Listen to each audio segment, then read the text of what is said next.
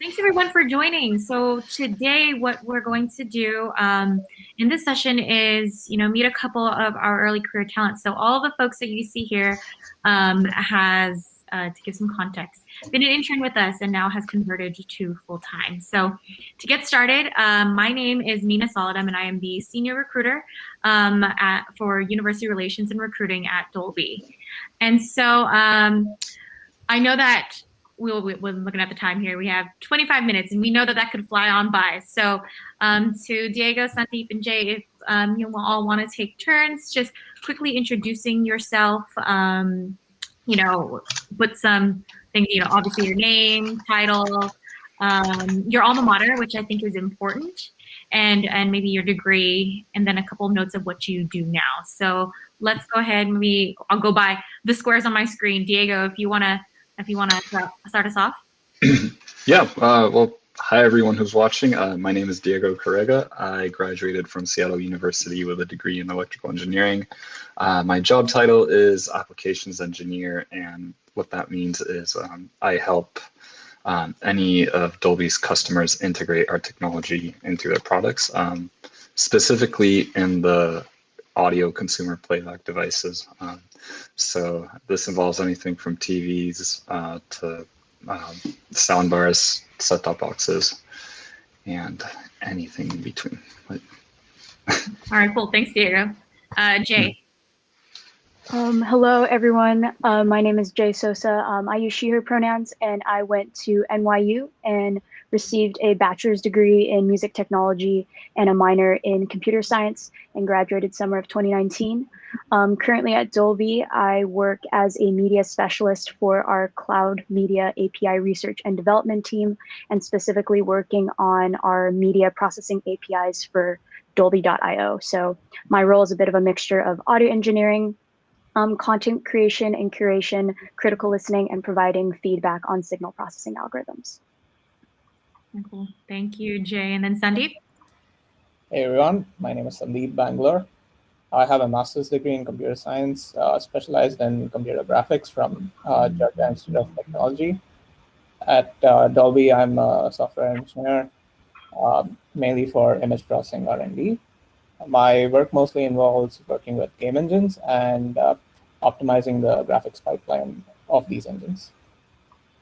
All right, cool. Thanks you all for again joining and kind of sharing with the audience here and discussing kind of the differences of being an intern and then converting full time. So for everyone who is joining the call, we are a fun group, and so if you want to engage in the chat, give some +1s. Obviously, if you have any questions, you can drop them into the Q&A, and then I can give it along to our panelists here. So I think for the three of you, and whoever wants to jump in and start first, obviously let's keep it conversational.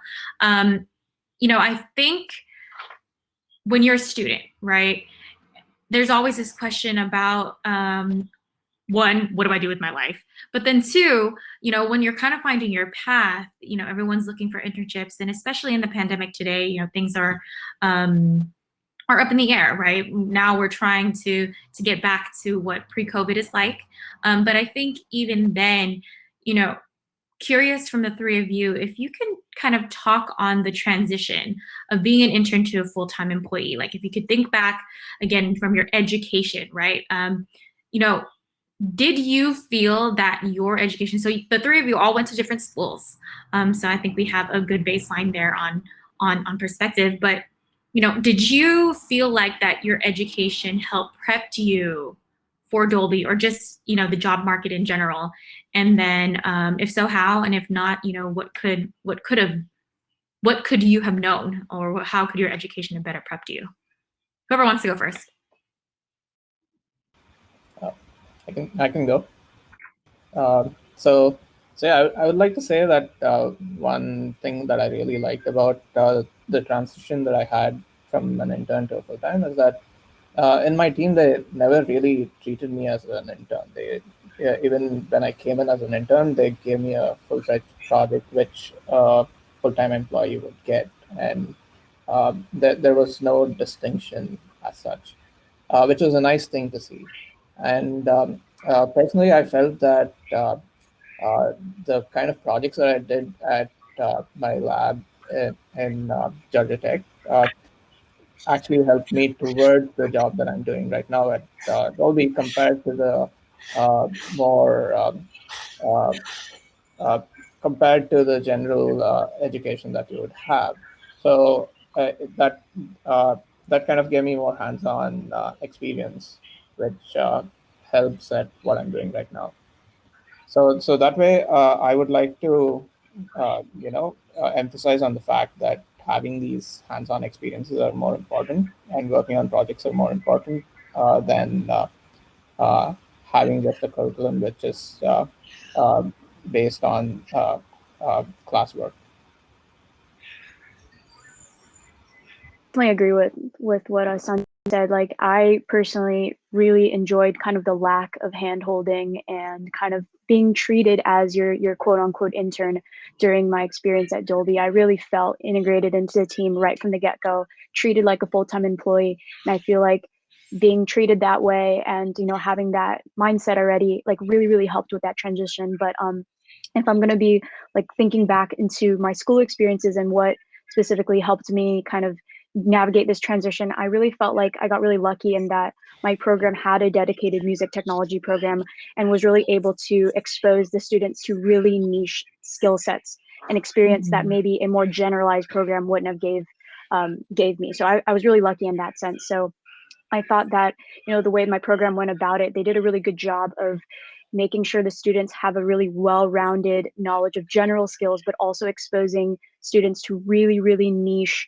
and niche skills, and understanding certain like industry standard softwares and programs. So I had like a little bit of both. So I felt like I was able to, you know, understand general broad concepts as well as come in to the workforce with very specific skill sets that I know that people use every day when they're performing their daily jobs. And then also, as part of our curriculum, we were pushed to find an internship our junior and senior year of college, and kind of purposely throwing us in the deep end at, you know, at a pretty early age, in your late teens, early 20s. That really helped expose me kind of to like the real world and how raw it is to work in the audio industry as a young professional. Yeah, for sure. Well, I had completely different experiences. Well, to keep a long story short, my transition from an intern to a full-time was a little rocky because the team I was in when I was an intern ceased to exist a couple of weeks prior to my internship ending. And so, you know, I was brought in as an intern, and like Jay and Sandeep said, you know, Dolby provided like a very inclusive environment where like I did feel like I was an equal part of it.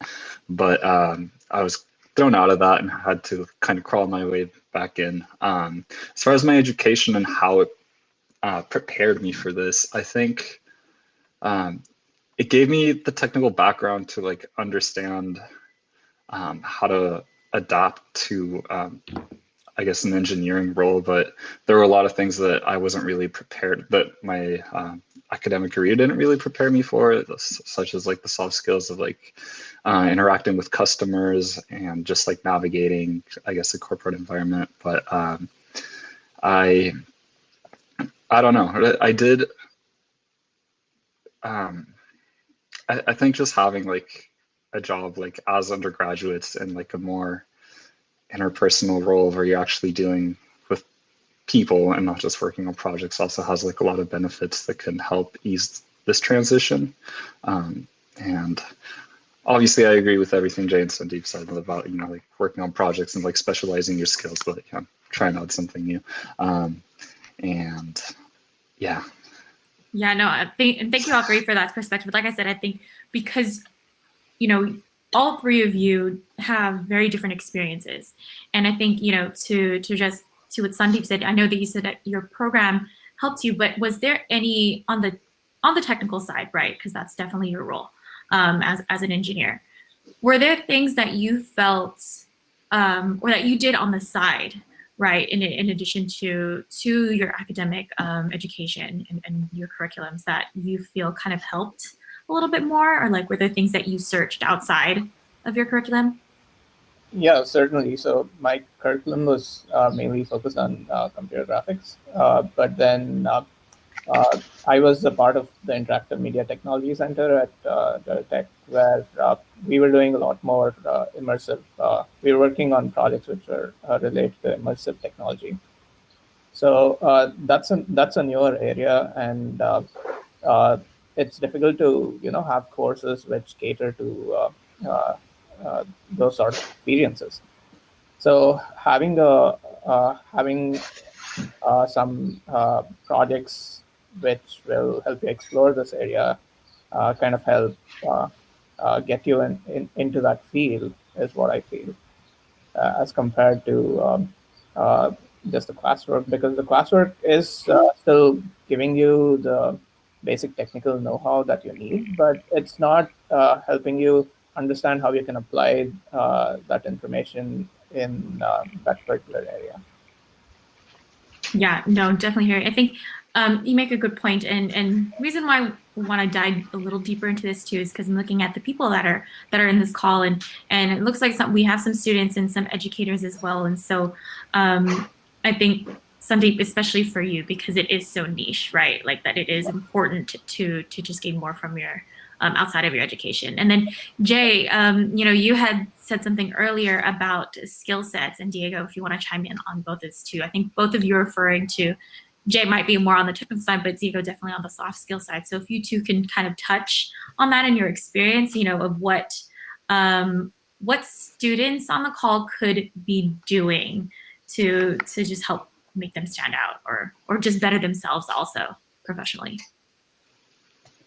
I can jump in. I actually really, really liked what Diego said earlier, and I really related to that as well. And I didn't get to mention that in my blurb in the beginning, but I really feel like when I'm thinking back about what I wish my college could have done better to prepare me, I also really feel like though my day-to-day role is very hard skill based, there are a ton of soft skills that I did not realize that I had to flex in my full-time role. So I feel like there's certain skills that we acquire when we start working full-time that, at least for me, like there's soft skills that were not needed when we were younger, when we were interns even. So I feel like, especially if you're an engineer, like learning to work with a dynamic team, if they're using an agile or scrum process, or even working on sprints, it's just a whole new way of how people chunk up time, chunk up priorities, and chunk up how to, navigate chunks of time with your work, learning how to prioritize individually your work, how to kind of chunk up your day granularly and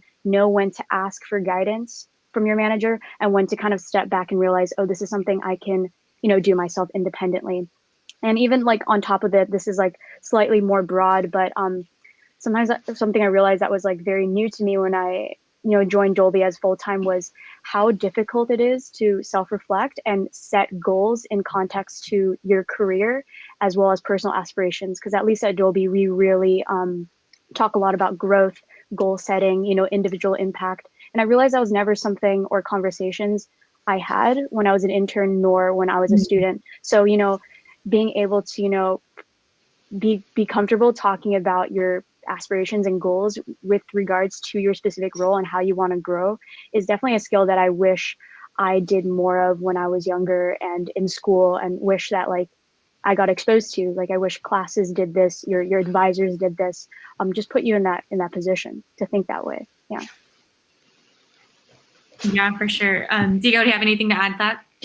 Yeah, no, I just want to say that as a college freshman, I worked in a cold calling position where I was soliciting alumni for donations, and I don't know what year the students in this call are, but like just finding something similar that lets you practice those soft skills. I know that helped me a lot in just like becoming comfortable speaking scenarios. Yeah. And yeah, I mean, like Jaye said, you're once you join a company, like your days become so structured, and you have to like be doing something at all times and being proactive. So I guess like transitioning to that can be difficult as a student, where you're just told, given assignments, given deadlines, and all that. Because in the workforce, you kind of also, well, I mean, if you want to keep growing, you need to constantly be looking for new opportunities to like go above and beyond, and Oh, I see a chat talking about the structured data process. Yeah, that was comforting in a way. But yeah, what was I saying? Yeah, just finding ways to like improve not only like yourself, but also like your team, and just being proactive in that sense can be very beneficial. And it's not something that's again taught in school, or like even I guess it's even like implied in the workforce, you know, like your manager is never going to be like, okay, you need to tell me like what's your side project going to be for this year or anything like that, you know. It just has to be something that's in the back of your mind. But it's definitely a transition to go from student to employee, but it's a learning process. I'm still growing. Yeah, and so I think all three of you are making great points here. You know, if there's anything anyone can take away from this call, it's that the learning never stops, right? And I think and you know, what I really appreciate about this summit and even this call is you know, we all know there is definitely a gap between academia and industry, and a lot of it is definitely about almost kind of learning on the fly. Like Jay, I think you made some great points too about learning new ways of working, right? How there's Scrum and Agile and sprints. Those are something that isn't necessarily taught in school. So for people on the call, like I would definitely look into the different ways that people are working. And then I think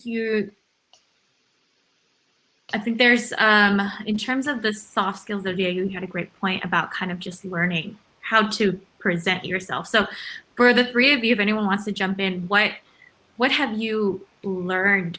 If there's something tangible that someone can take away from this call today, what is something that they can work on in terms of those soft skills? Like, is it talking to people, or like, you know, just reaching out, learning to be comfortable? Yeah. I guess it's hard to like articulate a tangible thing, but it's just something you have to practice, and you have to put yourself in situations where, you know, you'll be uncomfortable and have to talk your way out of it or through it, I guess. There's no better way to learn something than practicing. And if you're in a school that will organize networking events, definitely take advantage of those. And I don't know if anyone else has anything to say. Yeah, that's certainly where I felt soft skills are important as well, because you know, when it comes to networking and trying to meet new people, it's always important to know how to present yourself. And I've felt that it usually takes a few tries before you get it right. Especially the first few times I spoke to recruiters or just went to career fairs. It was difficult to figure out what I need to tell and how to market myself. But then having done it over and over, I think it's improved, and it helped me land this place.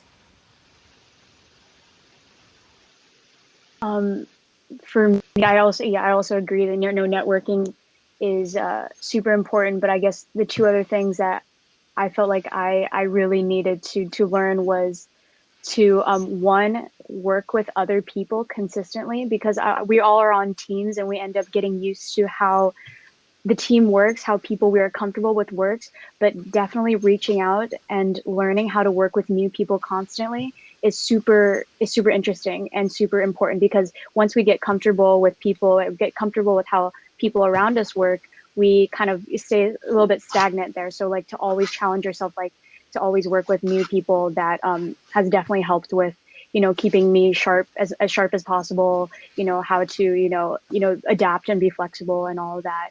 I know I said two things, but that was just one thing. So one thing, yes. And apologize for my dog. He loves to talk. I jumped a mile. Okay, so I see it's already 12:53, so do want to have some time to peek at the Q&A in the chat here. So we have a question in Q&A from Sarah. So Sarah's asking, you know, probably not as much as guidelines of assignments, but do you feel like you still have guidance and mentorships with your work projects? In general, I've seen that things are pretty open-ended at in my team at least. Given that we do a lot of R&D, we're still trying to figure out what's best for the industry. But then we do occasionally still have one-on-one calls with our mentors or our managers bi-weekly to just discuss what we're planning and how we want to go forward for the next couple of weeks. And that little conversation always helps, to give a little more perspective on things and plan out your coming weeks. Yeah, I'm fortunate enough that I work with some really great people in my team that are always willing to hear me vent or just talk about my work and just, I guess, contextualize what I'm doing. And that always helps me understand why I'm doing the things I'm doing. But yeah, I guess it's not like a formal mentor that like I have daily meetings with, but it's just a person that I feel comfortable approaching.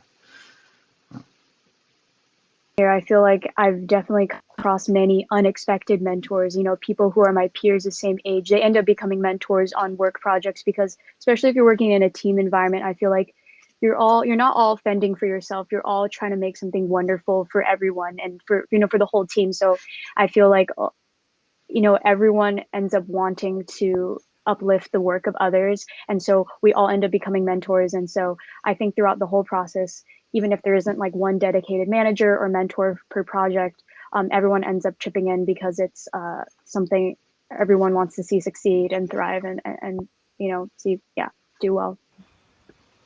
And I agree with Jay and Diego. I've also seen that in most teams, there's a lot of variety in the specialization that people have, and so there's a lot more that you can learn from all these people. And a lot of these colleagues are also in this industry for a while now, and their experience always helps. Yeah, I think the three of you are definitely touching on something super important. It is about the collaboration. And I think at Dolby, we do that very well amongst our teams and then cross-functionally too. Again, I want to stay on time. And Sarah asked another question in the chat, which I think is important because, as a student, you have class, you have your assignments, you go to class, but transitioning to work, it's not like you can miss a meeting.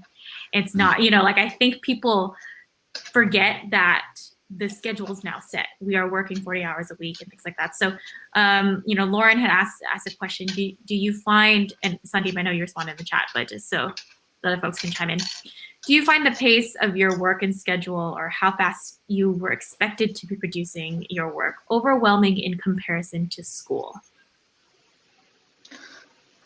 As an intern, the first time I attended, I guess, a Scrum meeting, it was incredibly overwhelming. Just like, first of all, like digesting everything that everyone is doing, how that like ties into the product we were building, and then realizing that I'm going to have to talk about what I've been working on. So yeah, it just like there's so many, because you do stand up every day, there's always like a deadline that you have to complete something every day, which like in a way motivated me to get the work done just because I didn't want to say that I did nothing during stand up. Yeah. But it is overwhelming, probably like, I don't know, for the first couple of weeks, like as you get used to the rhythm of, I guess, like such high intensity work. But you do get used to it. It is, personally for me, it was like easy to transition into that because with work, I love the fact that like once your 9 or 8 hour day is over, you don't necessarily take that work home. So it was easy for me to like get into the mindset that like, okay, I'm at work, I'm here to work, and I'm gonna finish what I have to do and go home.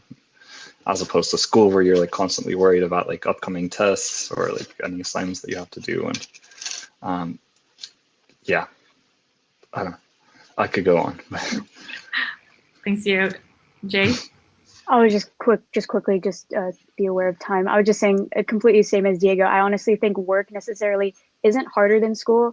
School is very hard for me. Work is also still very hard as me. But I think the overwhelmingness is kind of spread out slightly different. When you're in school, you can have the liberty to stay up till 4 a.m., drag your work out because you're holding only yourself accountable. In work, you're in a team environment, you're holding everyone accountable. So you're kind of squashing all that work in a slightly smaller time frame. Not necessarily the task is more difficult, but you just have to be a little more rigid and more disciplined with your time management. So I wouldn't be kind of scared about, oh, it's going to suddenly become way harder now that I'm working. It's just, no, it's the time frame is just squeezed differently, and other people are involved, not just yourself. Yeah. No, thank you both. I think so. We do have like about a minute left. Does anyone else have anything to add before I kind of? Okay, so I appreciate the three of you, Diego, Sandeep, and Jay. I think a lot of times these calls can be, not necessarily fruitful for some folks, but I do think the three of your perspectives, and I appreciate your honesty also, because I do think it helps for the upcoming generation, right? Because no one teaches you these things. You're getting thrown in. And I do think an internship program, especially the one at Dolby, I think your transition and hopefully it helped to your full-time role because you were able to get acclimated and learn Dolby and the culture and how we work. So again, appreciate three of you. Any last minute thoughts before we wrap up? There's one comment on the Q&A about any advice for students that are currently looking to get experience to join the Dolby internship. I'd say if you're genuinely passionate about audio technology and video technology and like any of that, and just like work on projects that like demonstrate your passion and your skills and apply. Reach out to Ninah. Yes, of course. Catch me on LinkedIn. All right. But yeah. Okay, anything else, Jay, Sandeep, before me? Thank you for keeping it real, having a really genuine conversation. This was really great. Like this is, I feel like hopefully it's equally helpful to other people as well as it is for me, because like, still in a growth mindset, still growing right now. So hopefully I think everyone benefited from this conversation. So much thanks, Ninah, and everyone. Yeah. Thanks, Ninah. It certainly brought back memories from a year and a half ago, I guess. I appreciate the three of you. And everybody, thank you so much for joining the call. Feel free to reach out to me directly, connect on LinkedIn, and check out our career site too and see the opportunities that we have posted. And then thanks again, Diego, Sandeep, and Jay. Like, y'all are awesome. All right. See y'all later. Thank you, everybody. Bye-bye. Bye.